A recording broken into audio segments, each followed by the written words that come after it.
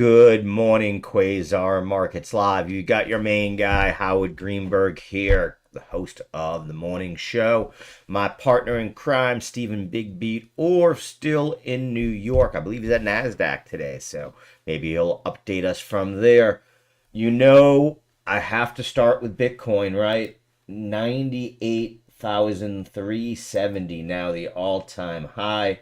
Let's bring it to the hourly chart here so we can see what happened overnight. And you can see here, hit a high about 6 a.m. this morning, retraced a little bit here, but man, Bitcoin 97,500 right now, on its way to $100,000. I think we're at the inevitable, not if, but when. And then what will we see there? If we're talking about that, I do have to bring up, something. Remember that nothing goes up straight line forever. So number one, take profit here if you have been in Bitcoin for a long time. I'm not saying sell a lot. I am not selling a lot, but I will trim as we hit the 100,000 mark. Most likely a little bit. I'll be watching because I think 100 might be one of those ones we blow through and get to 105, 107 area before we actually see the pullback. So something to keep in mind there. And I will also warn, though, there is a huge amount of FOMO in the markets, and there's a bunch of leverage in the markets. And when I say that, what I'm talking about is we are seeing that, there's over 215,000 Bitcoin in volume, or $21.3 billion of open interest on the Bitcoin futures on CME. That is an all-time high there. We're about to see crypto's market cap close in on that 2 trillion level. We've seen that been some pretty big resistance in the past. We're right at about 1.93 trillion right now. So, we're getting close to some historic numbers, some things that I just want to make sure we're all keeping an eye on there. With that being said, you had both Mike Novogratz from Galaxy Digital, who we know is one of the early crypto proponents in Wall Street. And then we had Senator Cynthia Lummis, who is the most outspoken Bitcoin proponent in our Senate on CNBC. And man, they do put compelling cases for why you should not be selling any Bitcoin right now. You should not be trimming. But what I'm saying is there's going to be that heat cups in the market. Be ready to watch for them. You'll see, you won't probably see them coming, but you can react to them. And what I mean there is having a little, stop loss below you for a small amount of your Bitcoin, not a bad idea as we break up over 100,000. Maybe if you are of the philosophy like me that we might blow through that number, so at 100 maybe you don't take profit. But if it breaks through 100 decisively, maybe you put a little stop loss for a percentage of your holding it back at that 100 level. So we do see that retracement. Inevitably, there is a lot of leverage in the market. I will warn more so, MSTR is just the machine that will not stop right now. Up another 14% in pre-morning hours after being up 10% yesterday. 544. Keep in mind that I called out for a bullish move when it broke the 199 level. So it's it's going to come up on a 3x from there. And that was just, a month or two ago that I made that, that call out on Jeremy Vreeland's show. So, it just is on fire, and there's a lot of leverage in that market right now. So, and in those plays. So it's going to be interesting. Now, I will be interested to watch it into tomorrow because you could get a short squeeze there without a doubt. You know what I mean? It is lined up that you could get a squeeze. And the same thing for Bitcoin because of the way everything is lined up. If we do go to this, get a a push up through there decisively through that 100 level. I think we'll see some liquidations. That's what's going to push us that to that 105, 107 area. In my opinion, MSTR though at 543. I mean, it's just parabolic. There's just no other way to do it. I mean, that's the hourly chart. This is the daily chart. I mean, it's just, again, it's blowing through fib levels. It's blowing through just any kind of sort of dynamics that you can look at. It just keeps on gapping up and gapping up and gapping up. I will mention too, those of you that have been watching the show the last few days know that I called out in a Mara call spread here. Ready to open at 25. It looks like if it does, that is going to hit my max profit on that. Because I had the top side of my call spread there was a 24 strike. So at that point, I will be taking full profit. I've already put it into the system here this morning. We'll take full profit there and exit that trade, look to redeploy that money. Again, I'm not so sure that I'm ready to run back right into Bitcoin here. Upside versus downside potential. I might do a little scalp here. Might be looking at some maybe an option play on either BTCL, the 2x leverage position on Bitcoin. Maybe a move there. I might look at or an option on IBIT.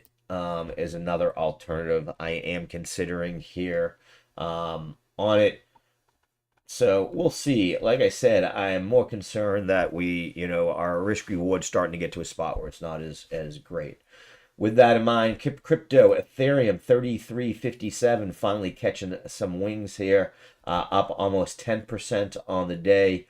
Solana at 246, up almost 5%. We'll say more and more talk about Solana ETFs on the horizon.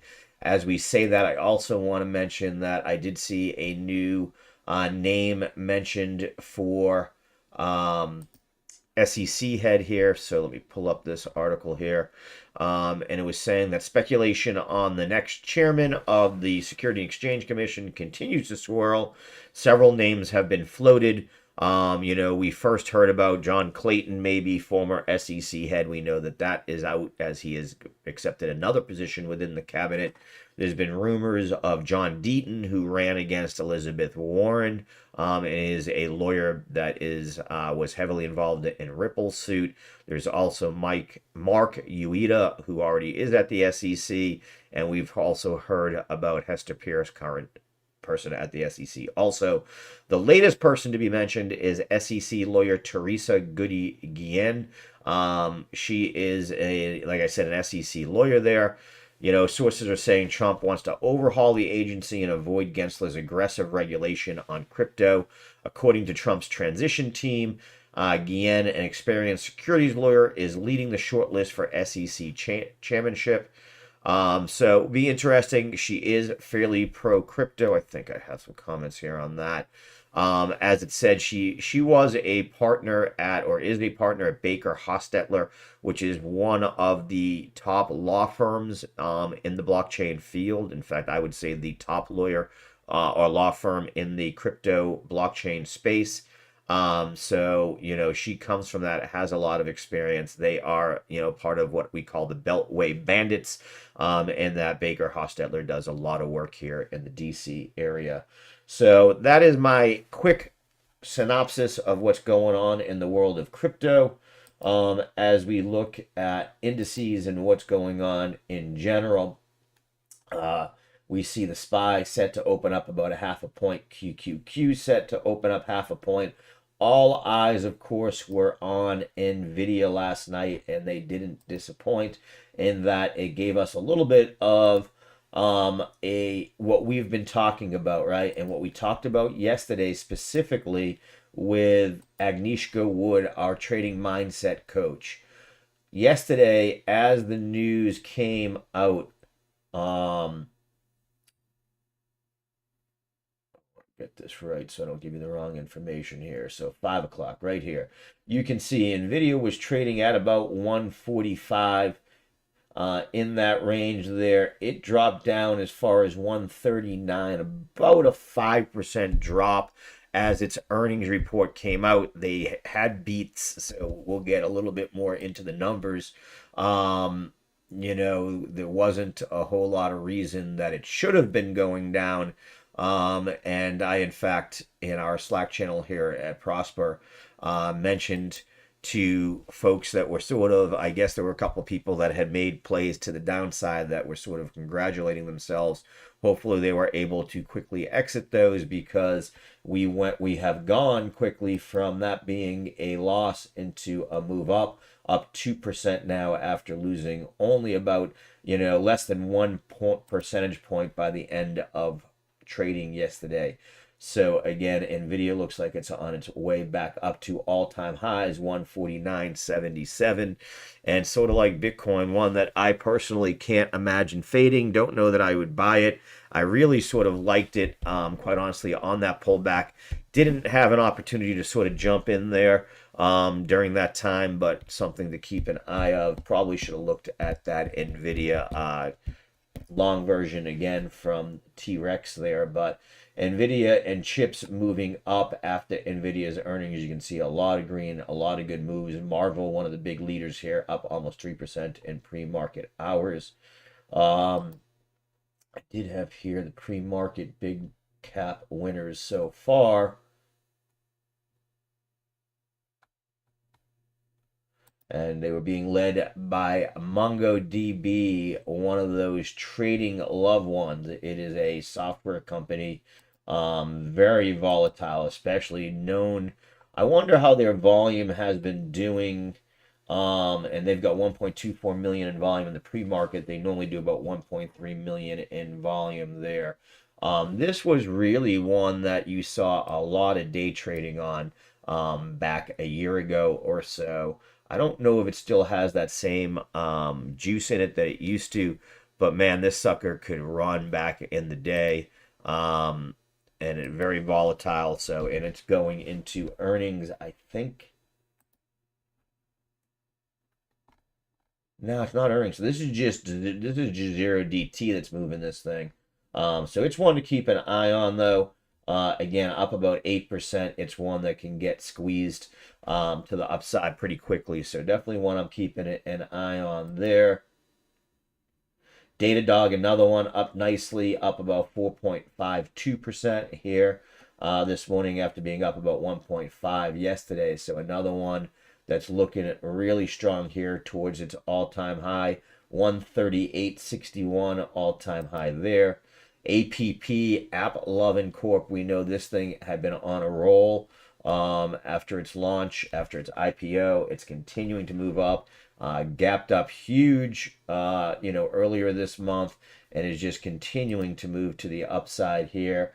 Again, it's all high. It hit an all-time high yesterday, 342.51.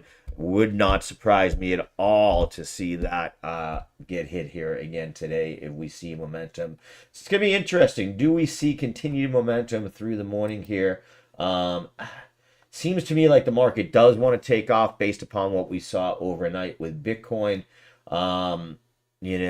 So I do think, it took kindly to the economic data we got this morning, which was jobless rates. They dropped to a 7-month low. I'll get that information here in front of me. So the number of Americans who applied for unemployment benefits last week fell to the lowest level in 7 months, reflecting steady growth in the economy and the need for most businesses to remain fully staffed.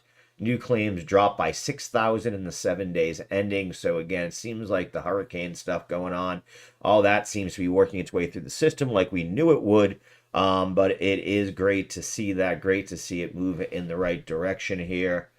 It said new jobless claims fell in 37 of the 53 states and territories One negative on the latest claim was another increase in the number of jobless workers collecting unemployment benefits each week. Some 1.9 million people were getting benefits. It's the first time that these so-called continuing claims, or the amount of people that are still on unemployment, topped 1.9 since the spring of 2018, if we take out those pandemics. So, as a bigger picture, the jobs market is not as hot as it was a few years ago. Businesses are more selective and they are hiring few people, but the economy has grown fast enough to encourage firms to hold on to current employees and avoid layoffs. So, the unemployment rate is staying low and keeping us out of a recession and keeping us, the economy, moving in the right direction. So, again, we want to see good news. So, that was good news. Happy to see that market has so far reacted pretty well to it. We see QQQ continuing, I think, just moved to a high of the pre-market trading. It did. Whoops, wrong chart here. I want to put this on my...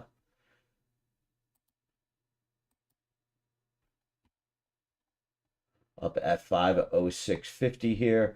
Let's take a look, see if I have a target here, if we get a continued push up. I definitely do. I see us filling that gap here to 509.17. So, that'd be a pretty good move in QQQ. So I am looking for a move here today. If we continue to see some momentum to that 508. Let me get that up on this chart here so we can put it on.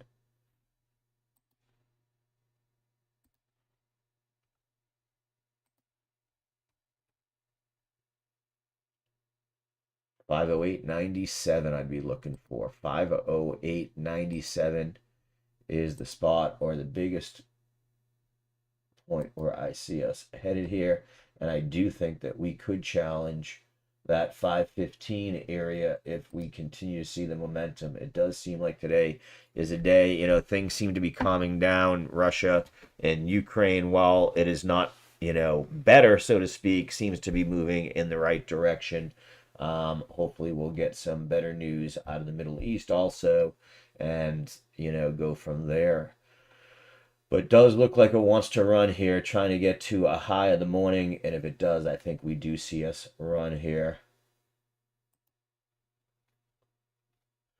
917. Bitcoin fell back below 98 here at 97,500, so giving up a little bit of momentum here.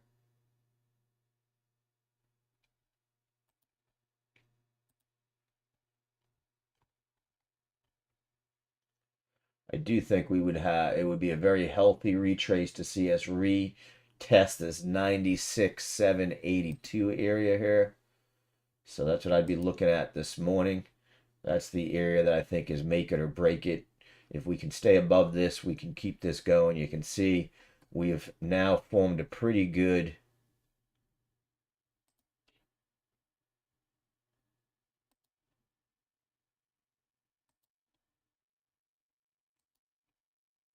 well, we broke out of it. We had a pretty good bullish flag. We broke out of that flag. We're back in it, but that's what we're looking at here. So now, for me, let's take that out. I don't need that one.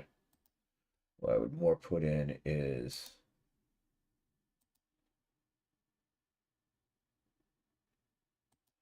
97,835 is the area to the top that I think is key resistance currently for us here this morning during the first half hour or so of market open. As we head back to the indices there, gold getting a little bit of love here, 26.70. So we are seeing a little bit of a flight into gold. Still has been moving up nicely on the daily chart. I think it's got 3 or 4, 4 straight days of nice gains. Did break through the 50-day MA. I'd be looking to see if it holds above that 50. I do think it's positive. I do think gold is a good buy here. Again, we talked about it on Monday, so we talked about it here when it started to make its move back up, that I did think it was a good buy for the gold in that area once it broke that 26 again. So gold looking pretty good. I think we could try to challenge that 27.50 area. I think first things would be to get across 27, of course, but I do think that is in the books here. WTI did break 70, just above the 70 handle here. And I think 71 is going to be the big area of resistance where we do have the 50-day MA there. So that's what I'm looking at or keeping an eye on when it comes to crude right now. 10-year has now retraced a little bit here this morning. We're at about 4.408 on the 10-year, 4.59 on the 30. So we are seeing a little bit of movement. Pretty neutral on the 30. 10-year is down slightly.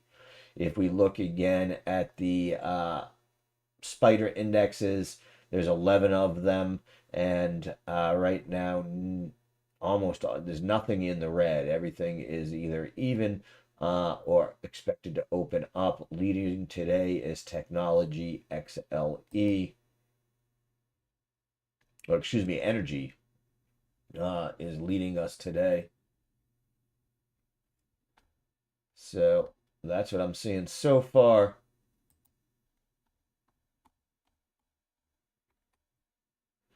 DXY at about 106,666. So while it's been rangy here on a shorter term chart, if you look the hourly, we've been in a pretty tight area here.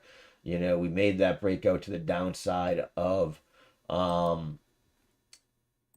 that symmetrical triangle we had been in, but you can still see that we are still stuck trade ranging in between that 106 and 107 area. So that's where we've been so far.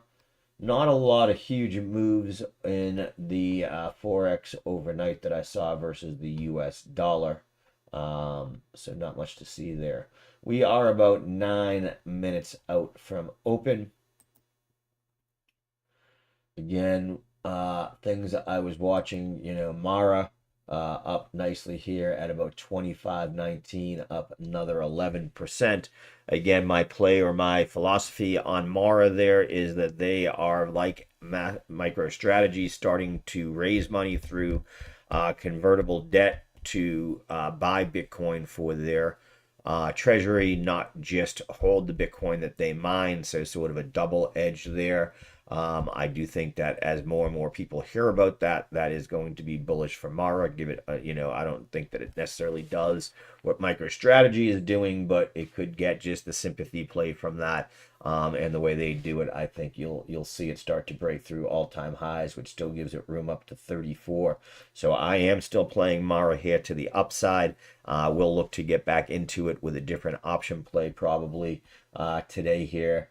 We'll see if we can get a little bit of a pullback to get a little bit of a better entrance there, but if a continuation and run, I'm still looking at it there. BITF was talking about that yesterday, interested in doing a wheel trade there. Haven't got in yet. Can see that that 200-day MA has still been tough for it at that, you know, 230 level. It's approaching it again here this morning. So we'll see what happens. I need to see it break above and hold above that for me to get in there. I am definitely still interested in Oklo, as you guys know. Looking at maybe, again, a call spread to the upside here. Nuclear play that fell down a little bit as the Trump trade worked its way out. I think that it still has really good upside. I think, again, you know, having someone that's on their board of directors that is a part of the Trump cabinet is going to be positive for them also. BKKT continues to rise up here. You know, this is the crypto or blockchain-based company that is being looked at or thought to being acquired by Trump media. So I've been keeping an eye there. The other one you guys know I've been talking about a little bit here has been TSSI. I believe is a good play on data centers. So I'm keeping an eye on that here. It's sort of starting to consolidate, work its way back up a little bit in the pre-market hours. So I've been waiting. It's just got listed on NASDAQ again. This is one that had been an OTC stock, moved to NASDAQ, took its initial pump. Now I'm waiting for this consolidation phase to work its way out, and I am going to look for a position there. SMCI, baby, back a little bit today here, so that, you know, volatility continuing to work its way out. It is back up at about $28, $27.54. So trying to work its way back towards the highs we saw yesterday. Did lose about 2.5% yesterday. Another Bitcoin stock that went through earnings the other day had an earnings miss, fell a little bit from that news and working its way back up is Bit Digital BTBT. Was watching that. Lows after the disappointing earnings and the move down, now moving back up here. So watching that. Walmart continues to move to the upside here. So again, earnings beat. They gapped up, continuing to move to the upside. We do see now Target starting to find a bottom here. So Target's another one that I am interested in here today, possibly as a buy. We know it dropped down significantly, almost 22% yesterday. It's now trading at 121, was as high as 181. Had been consolidating in that 150 level. I just think here again another one that just got there's a little too over much of an overreaction there. Target is still one of the biggest players in that space, so I am definitely looking at Target here, putting it on my watch list.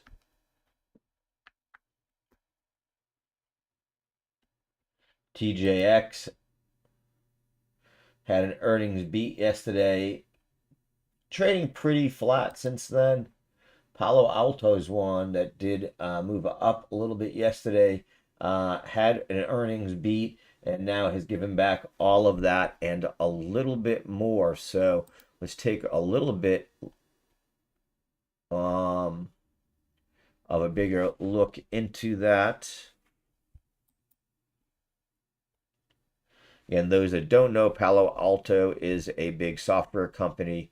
They posted earnings that beat Wall Street estimates and they raised their guidance for the year. But the cybersecurity stock is, actually been falling. And what's interesting, it was one of the worst in pre-market trading here this morning in the S&P 500. And part of that was because their billings declined 14% and missed expectations. And while it's trying to become the top cybersecurity platform, putting everything businesses need to defend itself from an attack in one place, there's worry that it's not generating new business fast enough. The magnitude of the billings decline was greater than we would have anticipated, gave KeyBank analyst Eric Heath. They still remain positive on the security being a top area of spend, and they kept their price right around $435. So, it showed solid headline metrics in my opinion, but those current billings being soft, definitely something you're seeing each analyst talk about. I see BTIG strategists talking about it. Guggenheim analyst John DeFauci wrote, "Good thing that they stopped guiding billings after the report, noting that they don't see top line measure of earnings as good gauges of business momentum." So definitely one to keep an eye on here. On the other side of that, Snowflake is absolutely exploding here, up 25% now.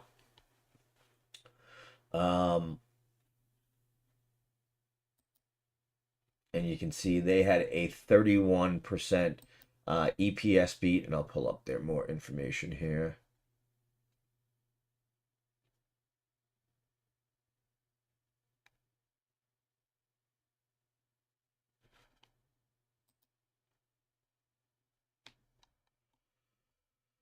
Sorry, just got to pull up that info. It's a little harder when I'm here by myself.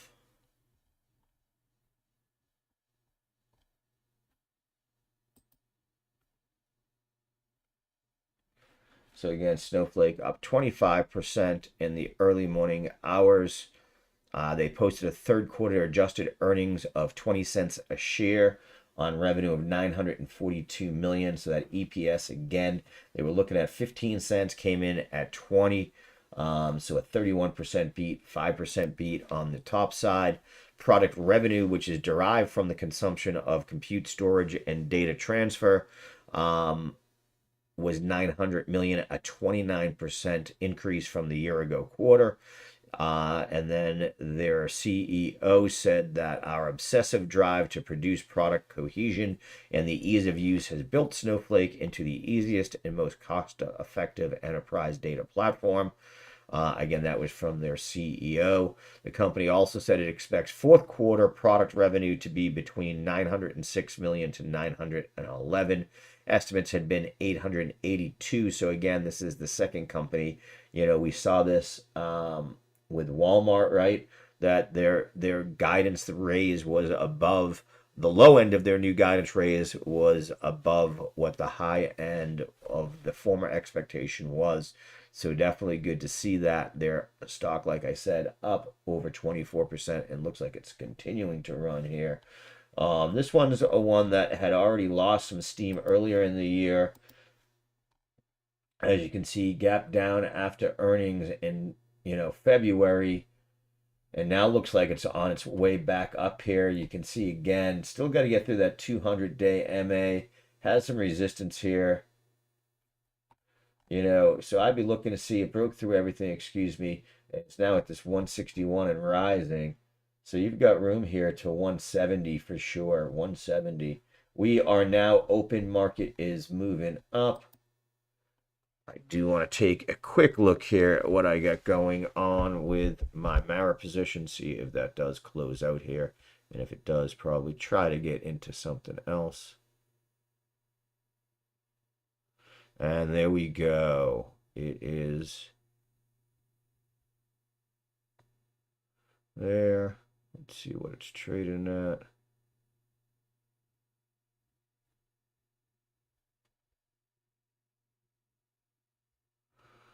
And let's get out of this trade.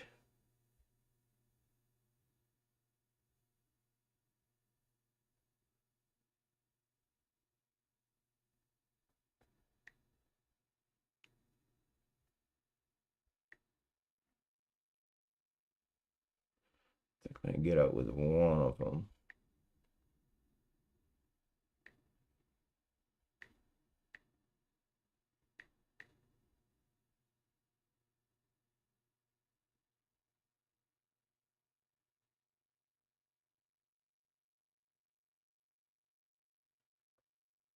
Okay.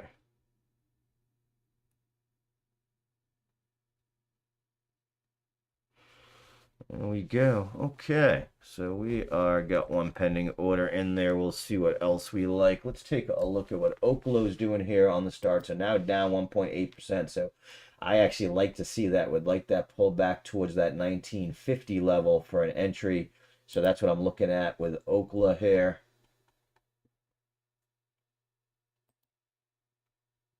QQQ, it seems to be hitting a wall here at that 507. We'll see if it can get back through at 507 so far. Seems to be a little bit of a wall there. We're seeing a little bit of a sell-off here. Tick is still positive at 214. We see all three of the major indices, Dow Jones up about 0.3%, SPY up 0.4%, and like we say, QQQ up about 0.56%. Bitcoin is losing a little steam here as we get the market open. Not surprising. Taking profits is not a bad thing. We will never get mad at someone for taking profits like we talk about.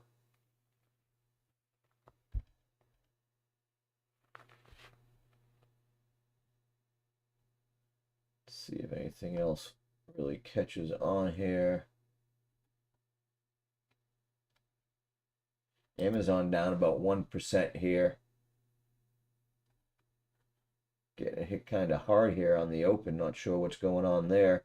But Amazon getting hit kind of hard here on the open to start off with. Could be an interesting one for a dip buy here.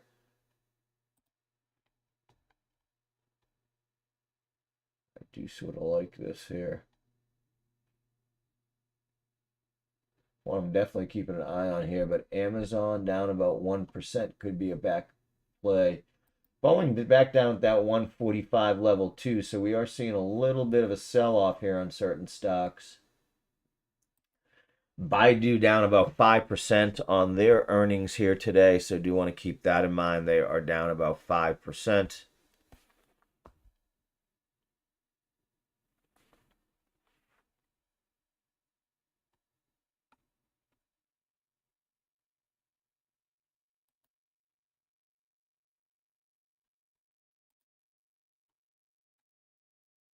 See what's moving to the upside here as we open up.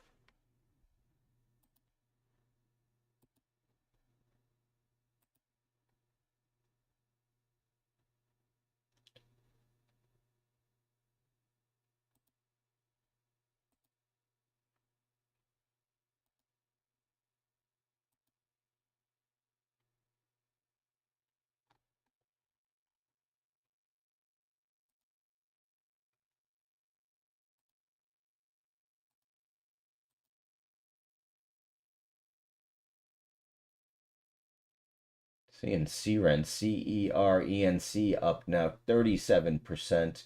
Snowflake up 27% right now. Mara up that 12%. Mongo up 11. MicroStrategy.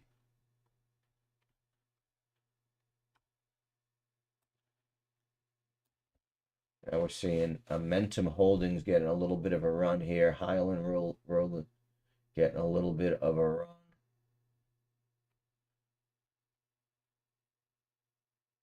Update this a little too quickly. I'm doing 10 seconds. I gotta change that. Every minute. Makes it too hard to look at there.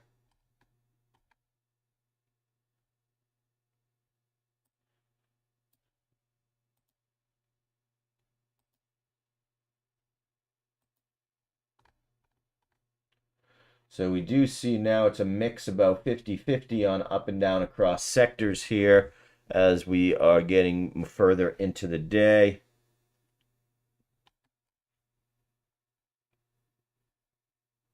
Bitcoin now at 96,865, so definitely losing some steam here.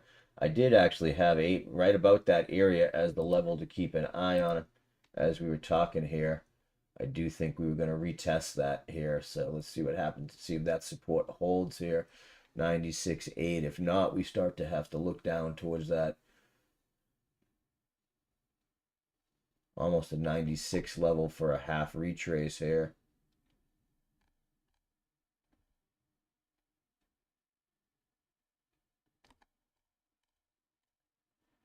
But we are seeing definitely a little bit of selling across the board here. Tick negative about 322.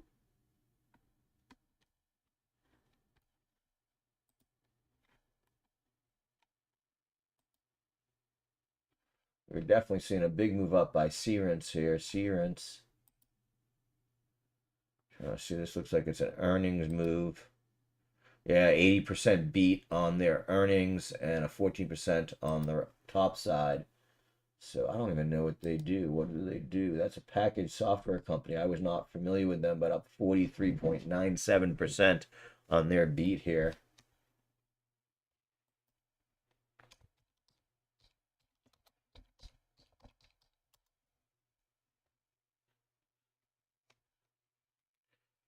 Let's see if there's any halts coming up here.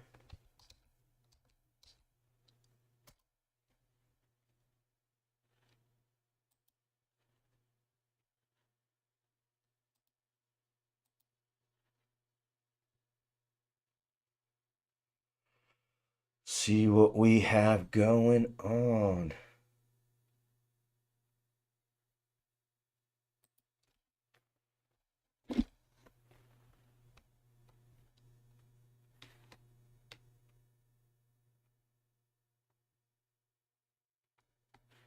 Not seeing anything yet.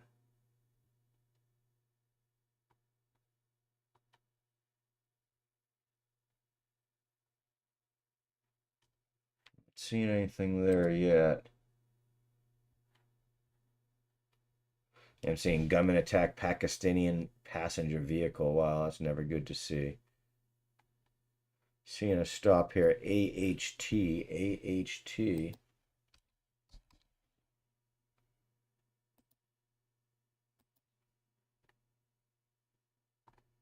That was a stop to the downside, it looks like.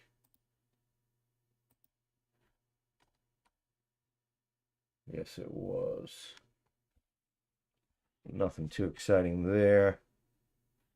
Let's take a look at UPLD. Upland Software Another one moving to the downside so far. This could be interesting for a bounce at that 312 level, but not anything I'm really looking at. RMSG.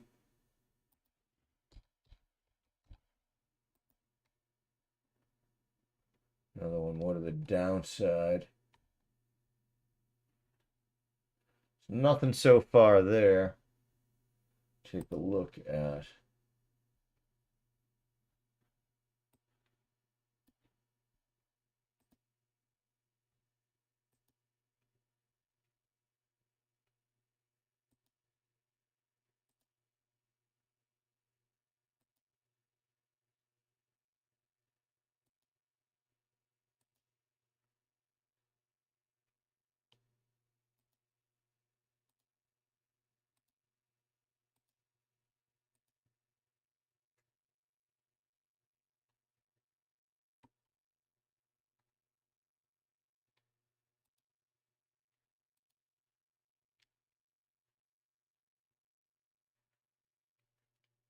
SPAI. Let's take a look at that. SPAI. Safe Pro. That's not looking too exciting either.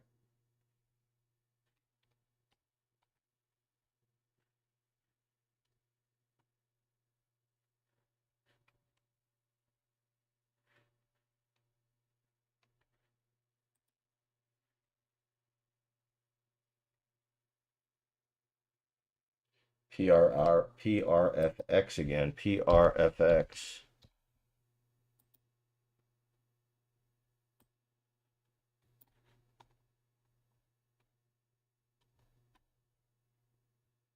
Trying to pump, not really.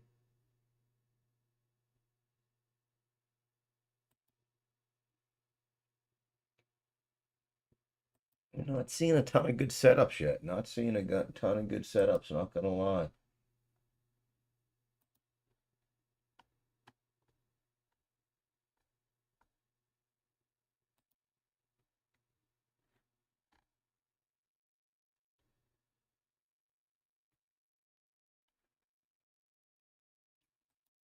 Nike up about a half a point. Nvidia now at 147.18. So we are seeing a little bit of a sell-off across everything here. Down, tick down, negative about 275.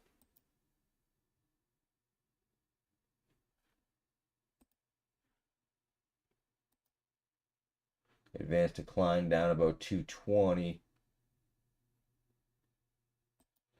VIX is at about 17.07 here.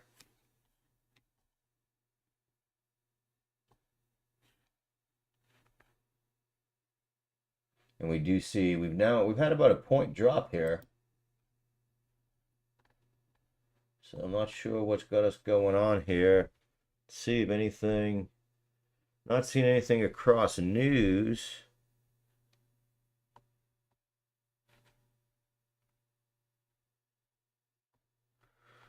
We do see the U.S. will provide Ukraine with anti-personnel landmines to blunt the advance of Russian troops. Latest effort by Biden administration.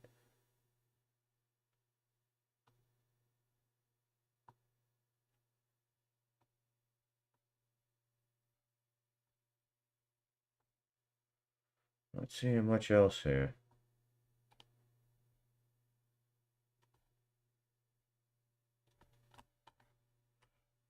Okay. And we do see most sectors now. If we pull up our Quasar Markets dashboard here, you see while crypto is mostly green, mostly red across the stocks. Kind of take a look at sectors. Health and technology does seem to have a little bit more green than the others. Lilly up about 3.25% here. AMGN up about 2.83%. We do see some consumer services, Disney, CMSCA, Airbnb all up nicely here this morning.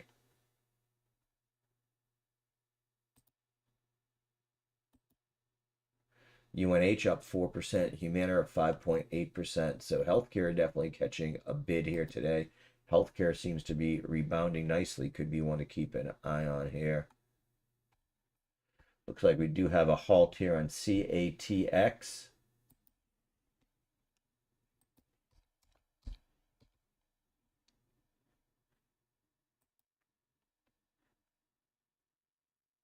That's halted way to the downside. Wow. That is down 44% here this morning. That's never good to see.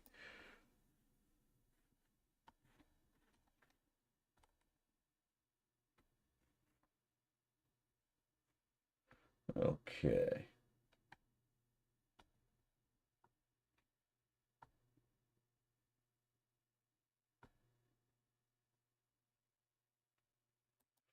Boeing now at 144.38.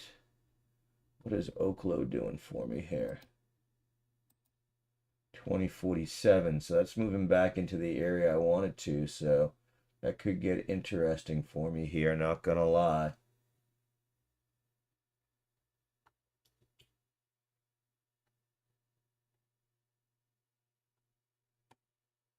Nvidia starting to get hit a little bit here at that 147 level. Now back right at it.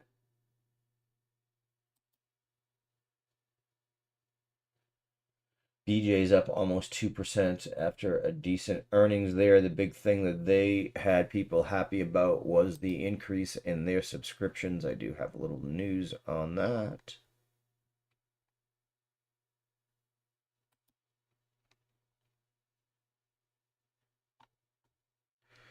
And BJ's announced an increase in its membership fees Thursday, the first hike in 7 years. Company's up, like I said, about 3% on that news. Effective in January, they will increase from $5 from $55 to $60, and their Club Plus membership will increase $10 to $120 a year. The company said when accosting its third quarter results. Earlier this year, rival Costco also hiked its membership fees for the first time since 2017. It said, since our last financial increase in 2018, we have invested heavily in the value of BJ's membership, said their CEO Bob Eddy during a conference call to discuss the results. Eddy cited better rewards and gas benefits for members. The company plans to reinvest the proceeds from the membership hike in labor and better value. In a note, D.A. Davidson analyst Michael Baker said that BJ's membership fee increase isn't overly surprising considering that Costco had done the same. And they think that it will increase about 23 million or 2.1% to their EBITDA profits over the next 2 years. So not too bad there. BJ's up slightly on that news.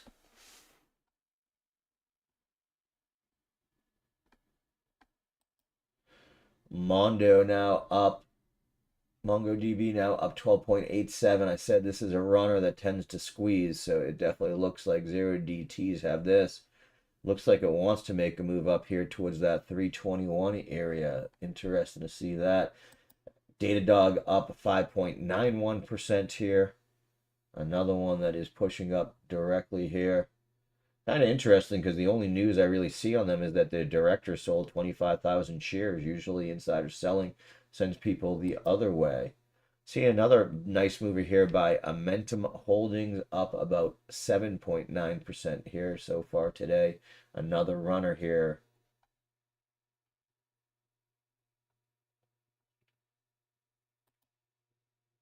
Some of the early morning ones I was watching, SPAI, that's pulled back a lot. Does look like WORK taking off here. This is the runner of the day.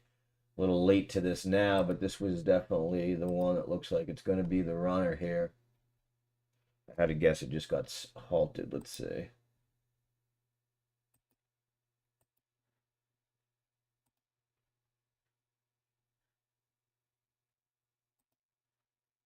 Yeah, halted.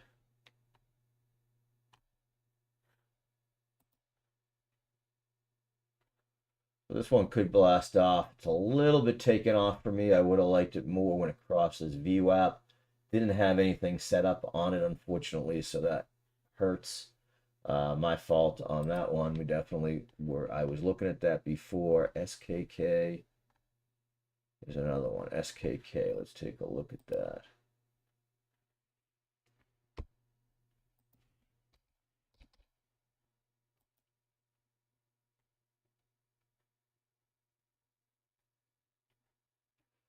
This one's interesting here. This one's still in play.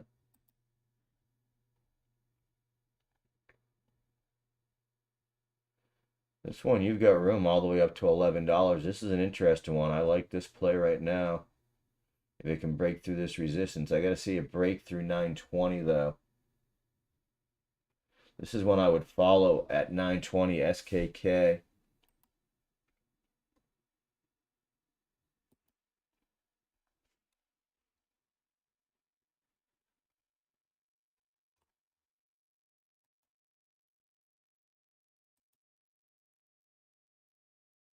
Bitcoin starting to bounce back.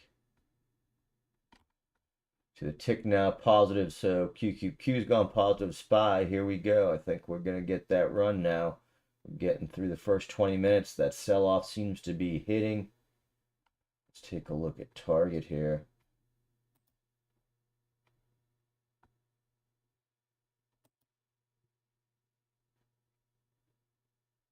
I said I liked this today.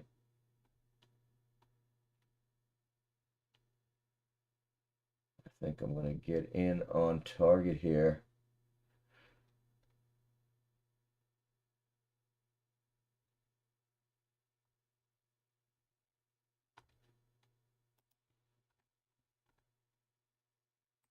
Mara now up 25.62. Did I get my exit there?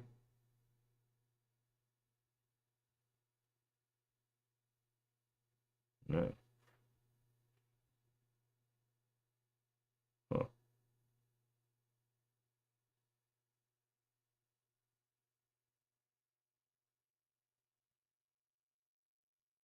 That's weird.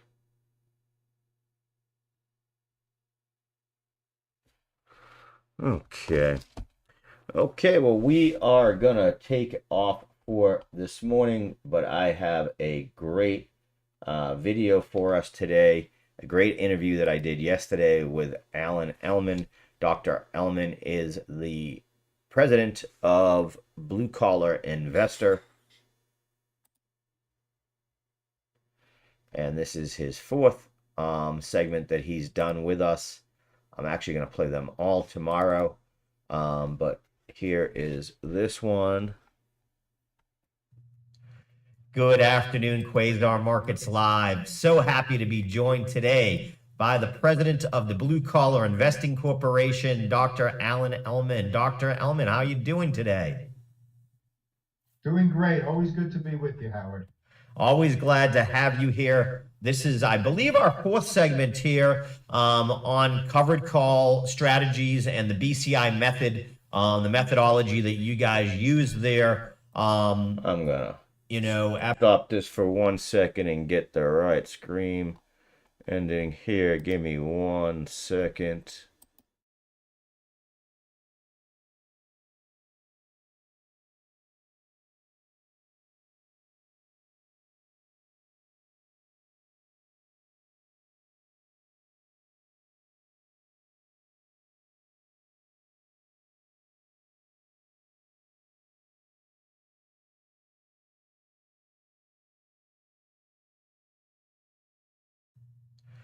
Good afternoon, Quasar Markets Live. So happy to be joined today by the president of the Blue Collar Investing Corporation, Dr. Alan Ellman. Dr. Ellman, how are you doing today?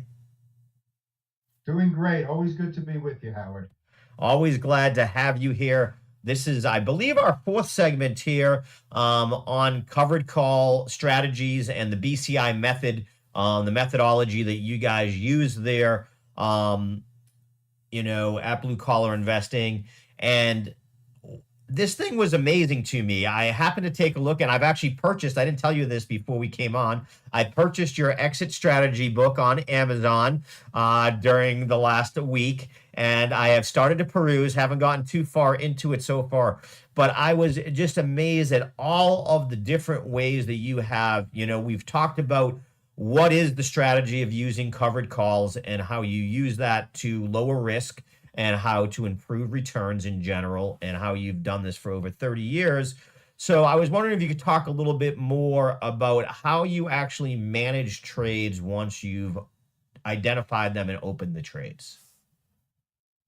Well, Howard, I would say that of the different aspects of covered call writing, the one that most retail investors are weakest at is managing the trade. Many retail investors know how to buy a stock or an exchange traded fund. Many also know how to select an option. But then once the covered call trade is entered, how do we manage those trades? And that's a weak point in thousands of covered call writers all over the world in terms of the success of their trades. So one of the things that we stress at BCI is once you enter your trade, your job isn't finished. Now you go into position management mode. And that's really the book that you purchased. Hopefully, you purchased my second book on exit strategies, the one that's for covered calls and cash secured It puts. it it, it is Because it in is it 2000, had both sections. okay, good. Because in 2009, I had published a book on exit strategies just for covered calls. And my latest one is much more comprehensive. So I see you pulled up the slide on what are exit strategies. So let's go through that. Um, that's the active management of existing covered call positions. So once we enter the trade, and as you'll see our discussion today, once I enter the trade, I enter one more trade, and that's a buy to close on the short call. What if the price of the stock goes down? So I've kind of partially automated that. And as we go through the slides today, Howard, you'll actually see an example of how we do that. But so you buy the stock, or perhaps you already own it, you write the covered call, and then you put in a buy to close on that short call in case the price of that stock starts dropping precipitously, and that protects us against share price decrease. So those are the things that we have to watch for. What if the price of the stock goes way down? Now, Howard, what if it goes way up, Right. much higher than we anticipate? Can we generate more than a maximum return? And the answer is yes, we can. We can actually generate a higher return with our investment when the price of the stock goes up exponentially. And that's one of the exit strategies in that book you alluded to. What happens if new information comes out and all of a sudden we feel we have to adjust our trades? We have to know how to do that. And finally, and these are one of the, I think I have three different exit strategies that I'm going to talk about, even though there's about 14 for covered calls. One of them is learning how to roll an option. If that option is expiring in the money and you don't want your shares sold because you're contractually obligated to sell the shares at the strike price, you may not want that done. So you have to learn how to roll the options. So those are some of the considerations related to management of your covered call positions. Fantastic. One of the things that I will point out too is that I love the way that you guys over there help your clients by teaching this methodology, but also providing them with calculators that help you decide which stock you should enter and things like that. But also here, you're teaching them about the stop loss, what you need to do, what you have to buy to close to also limit your exposure if the trade starts to move the wrong way. Yeah, well, one of our spreadsheets that I'm most proud of, Howard, is our trade management calculator, or TMC. And inherent in that spreadsheet, which has over 2,400 formulas within that one spreadsheet, uh, we do give exit strategy buyback price points based on something that I'll mention shortly, the 20%, 10% guideline. So Okay. once you enter the trade, you put in the premium you generate, the spreadsheet will tell you, well, buy back that option if the premium declines to X or Y, depending on where in the contract you are. So that's one of the advantages of the spreadsheet. In addition to that, Howard, the spreadsheet will also allow you to make position management adjustments. Over 20 different exit strategies are inherent in that spreadsheet. Now, the screenshot that you just brought up, Howard, shows the book that you were alluding to before. Yep. And to the right of that are the exit strategy chapters, 27 of them. The ones that I highlighted in the yellow field are the ones that relate to covered call writing. The ones to the right of that are related to cash secured puts. And all of these exit strategies are inherent in the trade management calculator. So not only will it tell you when to buy back the option, but it will give you the opportunity to make your trade adjustments, something that most retail covered call writers generally don't do. And so, with all these opportunities available, you can get returns by not doing them okay, pretty good, to oh my God, I can't believe I did that. If you learn to master these exit strategies. And that's so important, like you said, is it's where so much money's left on the table sometimes, or where people burn through their accounts because they think all I can do is buy and sell what I've either already, started in the process, where there are so many other options out there, the way that you can turn these around. I just had on, as you were coming in, you saw Jeremy Vreeland, who works on wheel trades as sort of his style of stuff. And again, another way where he's always selling and buying puts and calls based upon the stock that underlying stock that he owns, and adjusting to the market in front of you. And what I love is that you guys in your methodology, you're adjusting to the market in front of you, and that is so important in a market like we're seeing right now. Yeah, well, once you learn that aspect of it, it's a little bit intimidating initially because if you just take a look at the screenshot and you're a beginning option trader, covered calls or cash secured puts, and you look at that and you go, oh my God, how am I Yeah, ever going to learn all this stuff? But it does in fact become very much second nature as you start using them. And when you learn the rationale behind these exit strategies and you partially automate it with those buy to close limit orders yeah. that we'll talk about shortly, then it becomes, you know what, this isn't so bad. It doesn't take that much time.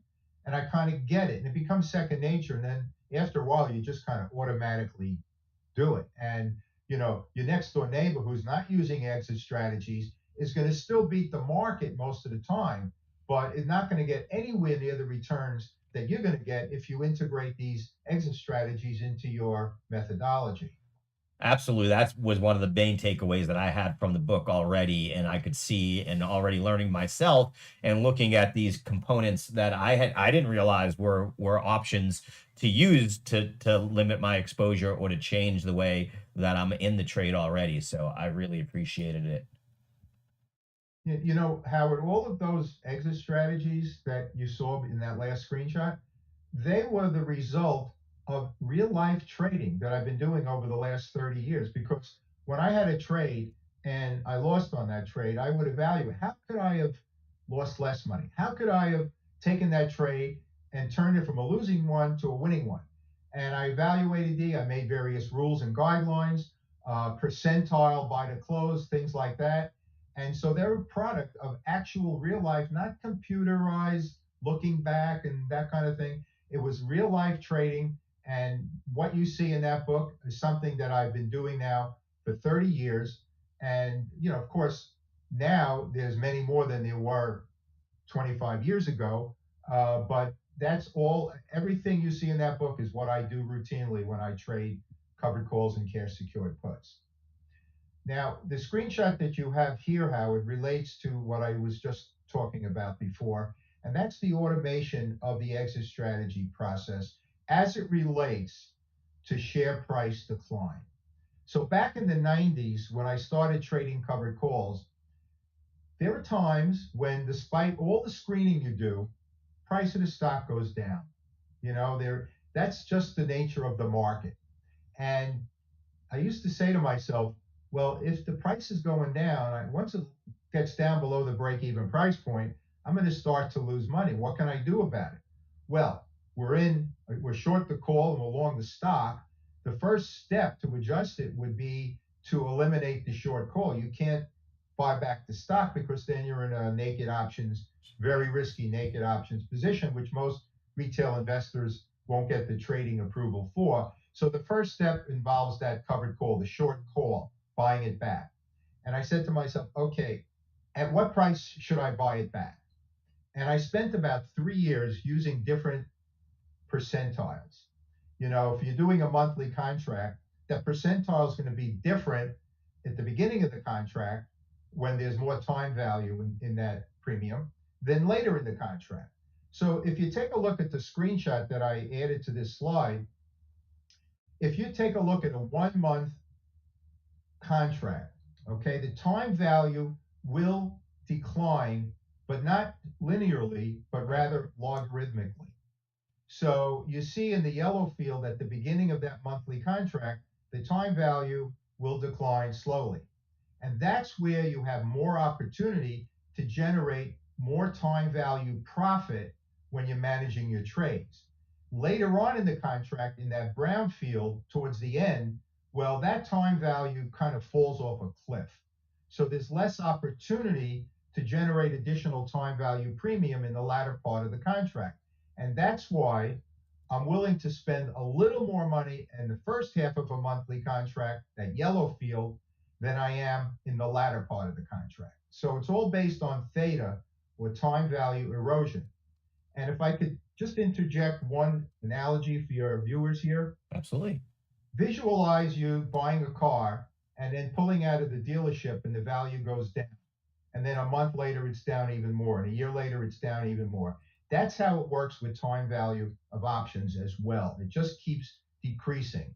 So if you're going to buy back that option, I'm willing to spend 20% of the original premium in the first half of the contract and only 10% in the second. So the example I have on this slide, if we sold an option for $2 a share or 200 for the contract, then I automatically put in a buy to close, not day only, but good until canceled, GTC, limit order at 40 cents, which is 20% of $2.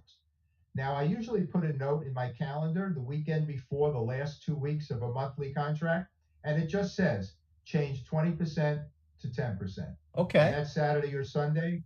I'll log in online, and that 40 cents will then become 20 cents. Now, if that threshold is reached, what happens? The trade is automatically executed, and you'll get notification from your broker that the trade was executed, and then you can make your plans for what your next step is. You'll see a couple of examples coming up. But that's how you do it, Howard. Buy the stock, sell the option, and then enter your 20%, 10% buy to close limit order. If you're doing weeklies, it would just be 10%. Okay. Makes sense there. Um, yeah, I don't have many questions on that. My comment would be, I never realized how the system worked when it came to theta, and how it is, not a straight line, but this logarithmic method. And I think it's something that's a learning curve for new retail traders for sure. Yeah, that by the way, if you're going deep in the money, it does become linear. But for near the money strikes, which is the Right. ones we use for covered call writing, it is logarithmic, and that's where the 20%, 10% comes into play. It took me about 3 years to get that figured out, and I've been using it now for another 25, and it's worked beautifully. Okay, Awesome. so Howard, I'm a sports fan, Me too. and back in the day when I was still doing dentistry, and I never knew the blue collar investor would actually become a reality. I wasn't even looking for it to become a reality. But this particular exit strategy, I just called hitting a double. Uh, in other words, don't settle for a single when you can hit a double. And it works like this. Um, Using the 20%, 10% guidelines, you can see in this particular screenshot here that the trade was entered by the green arrow on the upper left side. Yeah. And that's where the trade was entered. And the original option was sold at $1.50. Now, at the green line in the middle, at the bottom, the very bottom, in the middle of the screenshot, that's where the 10% buy to close, good until canceled limit order was reached. It was just the very start of the second part of the monthly contract. So that 15 cents, 10% of $1.50 threshold was reached, and that option was automatically bought back. What I decided to do here was to wait and see if the price of the stock rebounded, which it did. So if you can just visualize, Howard, and to your viewers also, what would a chart look like when the stock is starting at a certain point and then over time declines in price and then over time increases in price? Well, you're going to get a classic V-shaped pattern, which is shown with these red Yeah. lines. Anytime I hit a double, this is precisely what the chart will look like. Now, you don't know that that second leg of the V is going to actually happen. So Right. you have to have a game plan in place. What happens if the price of the stock continues to decline? We'll get to that today. But for right now, I closed it at 15 cents and then I resold it at 55 cents. So that means that I had a net credit of $40 per contract. Now, had I not bought back that option at 15 cents, I never would have been in a position to generate that $40 additional premium. It just would have come back and I would have said, oh, good, the price is coming back. But I would not have generated. So if you had 5 contracts, that's $200 right there Right. just for being prepared. So that shows you the value of having those uh, buy to close, good until cancel limit orders in place for every single covered call trade that we initiate.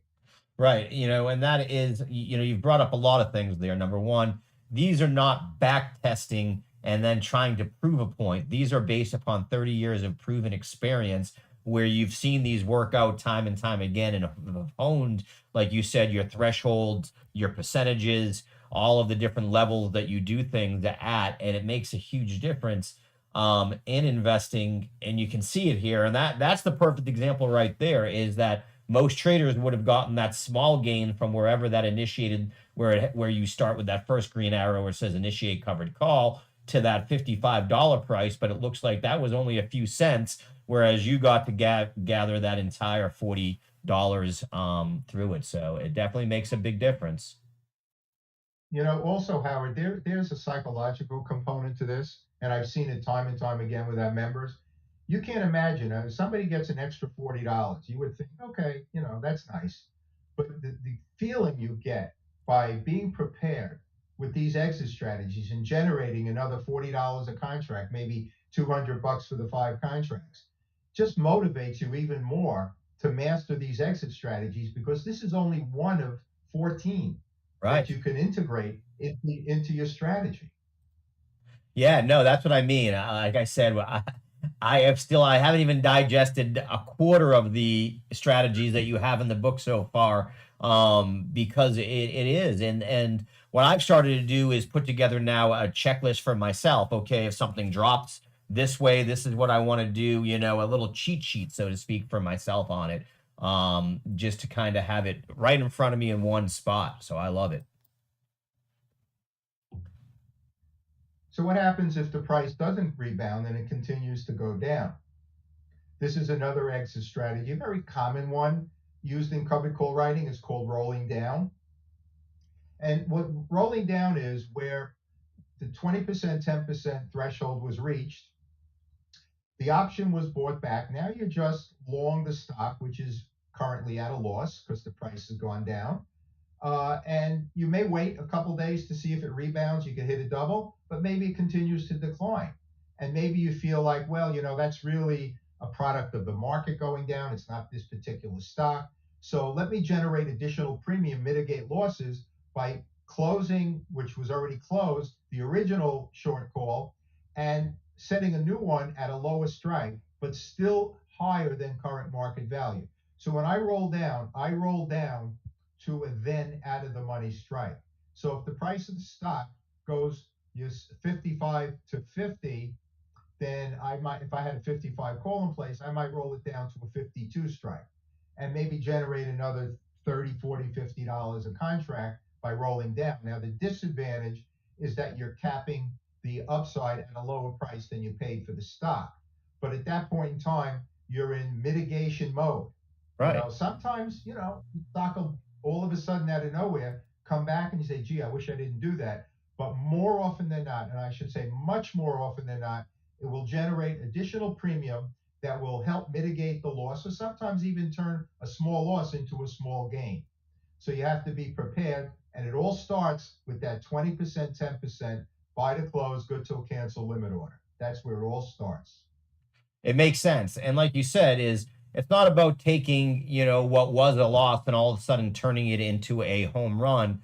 It's about mitigating what your loss is and trying to get back a little bit of that loss and maybe turning, like you said, into a profit. I think sometimes people get so worked up on numbers that they don't maximize. The idea is to maximize the trade, right? You have to know that no matter how good you are at these strategies, because we're seeking to generate higher than a risk free return. So, by definition, we're all willing to incur a certain amount of risk. That'll vary from investor to investor. But that means we could lose money. And so, not every trade is going to be a winning trade. But if you could manage your trades so that your losers are mitigated using exit strategies and your winning trades maybe even enhanced through the use of these exit strategies, then you're going to almost always have one great month after another. You're never going to hit that grand slam home run that you talked about, but you're going to be hitting singles and doubles all over the place. And that works in the long run for all traders, not just certain traders. And like you said, is I think a lot of times where traders don't understand is it's just about as much as limiting losses as it is about getting those wins. And too many traders have burnt out because they allowed losses just to go and multiply and multiply and multiply sometimes. Oh yeah, that's a sad reality. All right, what happens, Howard, if the is that the next slide Oh, I think I already? went by Did it. we There we go. Sorry about that. okay. Um, okay, so what happens if, let's say we bought a stock at 48 and we sold the $50 out of the money covered call? The price of the stock goes up and it surpasses the $50 agreed upon sales price as 4 p.m. Eastern time on expiration Friday is approaching. And let's also assume for a moment, Howard, that we don't want our shares sold. Okay? Right. The solution is an easy one. We just buy back the call option before 4 p.m. Eastern time. And then we can then sell the next cycle, whether we're doing weeklies or monthlies. So rolling out is the strategy where we buy back the current cycle's short call and then sell the next cycle's same strike or perhaps higher strike, depending on if we want to take a defensive posture or we want to take a more aggressive posture. Now, as long as we do that before 4 p.m. Eastern time on expiration Friday, our shares will not be sold. Okay, so in this particular example, I'm going to show you rolling out to the same strike, and then I'm going to talk about rolling out to a higher strike, and I'm going to use a hypothetical so that the numbers are nice and even, so your viewers can hopefully understand this rather than getting into pennies and things of that nature. So we buy a stock, and of course, 100 share increments. You have to own 100 shares in order to write a covered call. It's one contract is the equivalent of 100 shares of that underlying security. So let's say we buy BCI at 48. Our investment is then $4,800 and sell the out of the money 50 call at $1.50. Now here we are on 10/20, which is the monthly expiration, and BCI is trading at 52, $2 higher than the agreed upon sales price of $50. Even if it's a penny higher, your shares will be sold the Saturday after expiration Friday if we take no action before 4 p.m. Eastern time. All right. But let's say in this hypothetical, we want to retain our shares. So we take a look at the option chain. What is it going to cost us to buy back that option? Well, the $50 call option, in a previous interview, we broke down intrinsic value and time value. The intrinsic value of that $50 call will be $2. The amount that the 50 strike is lower than current market value of 52. That means if the option buyer exercises the option at 50 while it's trading at 52, they have an unrealized gain of $2 per share. So that's the intrinsic value component of that premium. But there's always going to be a small time value component attached to that, even as we approach 4 p.m. Eastern time on expiration Friday. So let's say 5 pennies, right? So the Yep. cost to buy back that option is going to be $2.05. That's very reasonable as we approach 4 p.m. Now, if we go out to the 11/17, the next monthly expiration, that 50 strike is going to generate 350. There's a lot more time value because it's going out a month as opposed to just a couple of hours till expiration. So what's our net credit then? It's going to be $1.45, 205 from the 350. So we have a credit there of $1.45. We'll get to that. What if we roll out and up to the 55 strike? Now, this part is a little tricky, Howard, so All right. hopefully your viewers will hang in there while I go through this. Okay. Now, let's say that premium, go back to the other, Yeah, the other I slide. did. Sorry. Let's say that premium, let's say that premium is $1.95. Okay. The last bullet on this Yeah. slide. Now, you take a look and you go, wait a minute. I spent 205 to buy back the option, and I'm only generating $1.95 for the next one. I'm losing money. But here's what you have to Right. think about. Okay. When that stock is capped with the 50 strike, it can be worth no more than $50. When you buy back that option, there's no longer a cap. What is it worth? Now it's worth market value 52. So you Yep. have an unrealized share gain of $2, and you have a loss on the option side of 10 cents. So net net, you're plus $1.90 unrealized at that point. Now, if we can move to the next slide, Yep. we're going to first address, Howard, the 50 rolling out, not rolling out enough, just rolling out to that same 50 strike, which is a defensive play. Okay. Okay, buy to close at 205, sell to open at 350, net credit of $1.45. Our shares are worth $50 at that point in time, even though they're trading at 52 on market. So when you're calculating your returns, it's 2.9% for that month. Okay, now there's one other perk for rolling out, and that 2.9% is protected as long as share value does not decline from current market value of 52 down to 50. All right, if it starts going below 50, that's when you start eating away at that 2.9%. Right. So that's why rolling out, because you're always going to roll out to an in the money strike. Otherwise, you wouldn't need to roll out if that strike was out of the money. So you're always rolling out to an in the money strike. It's a defensive play. So depending on the chart technicals, depending on your overall market assessment, you'll make a call, and you'll see it in the book, Howard. You'll see it in the book. We give you the concepts behind the decision to roll out or roll out and up. Now What let's is go to there a the next. percentage that you say where you do it, or is it just dependent on the individual stock and what your risk appetite is? Or is there more of one that you do than the other? In your experience, what do you say?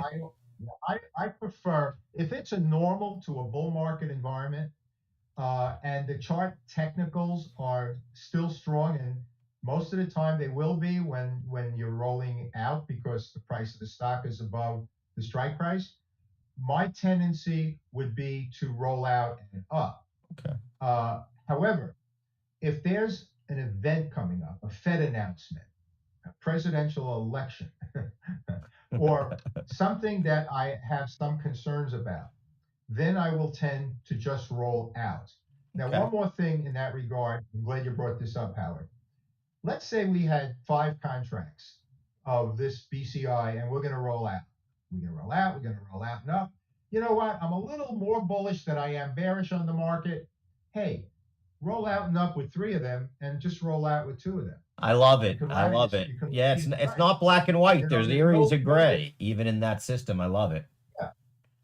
Sometimes you're remarkably bullish, you're somewhat bullish. And you could ladder those in that regard as well. So everything that we do at BCI, everything is throwing the odds in your favor. It's not guaranteeing success of every trade. Nobody does that.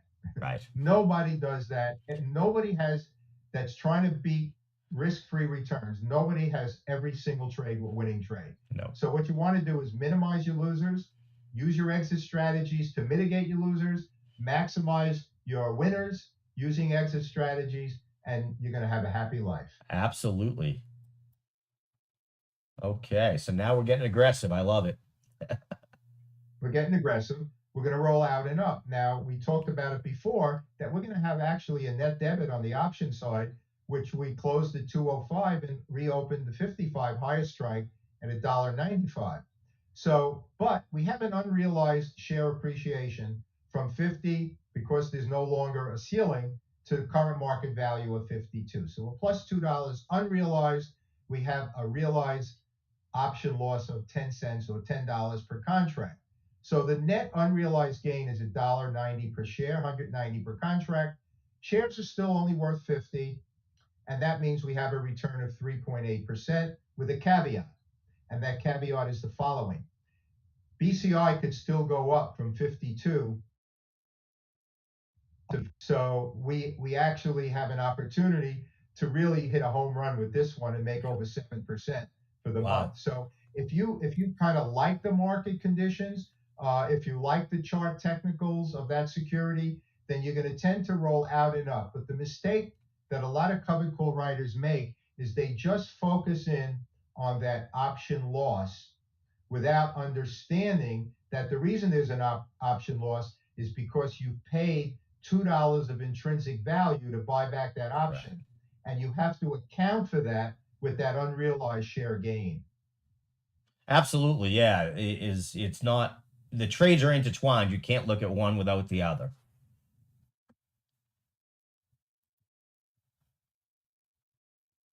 So, summarizing here, um, as soon as you enter your trade, it's not time to go to the mall yet.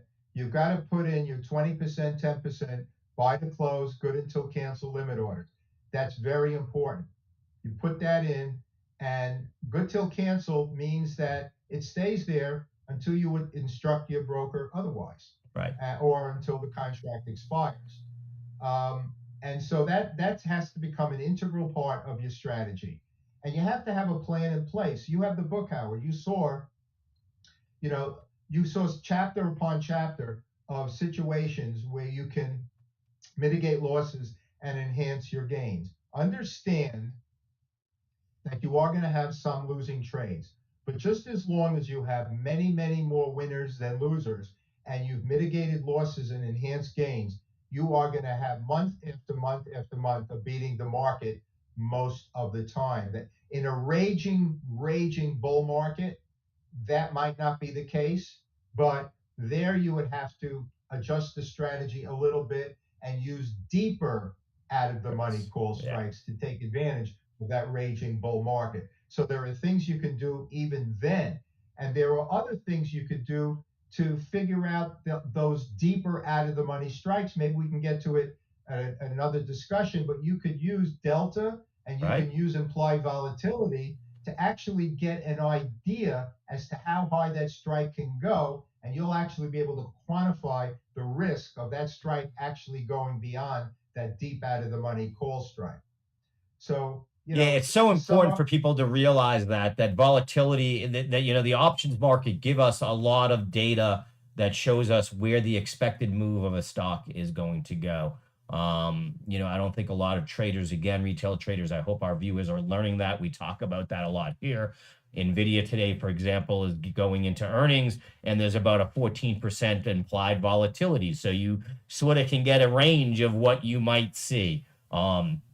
Now, as we've talked about in the past, that's why we avoid it in this strategy. We wouldn't have something expiring the same week as NVIDIA's. I am sure if you are in NVIDIA, you do not have a covered call sold against it this week like you've talked about in the past. no, So I want to thank no, you I so don't. yeah, I want to thank you Yeah, so much for coming on again and bringing us this knowledge to our viewers, because your system is just so buttoned up is the word I think I have to use from all of the ones I've seen so far. I'm very lucky in my role that I deal with a lot of different educators and I see a lot of programs out there. And what I have seen so far by your books and by talking to you and what I've seen from the BCI so far is that you have taken 30 years of experience and really what you do is you've been able to make it so someone like myself who's not an expert can understand it. So I have to give you a hats off to that because so many times I get lost when I'm trying to learn options that it's overwhelming and I just run away, so to speak. And what I've found is that your book and that learning through the BCI method has drawn me more into it. And I actually used the technique yesterday a little bit on what I had in a different type of covered call where I had a call spread to cover my call. But I used some of your techniques yesterday. So again, Dr. Elliman, I have to thank you for that. Howard, I always enjoy our weekly discussions. Thank you so much, and we will see you next time on Quasar Markets Live.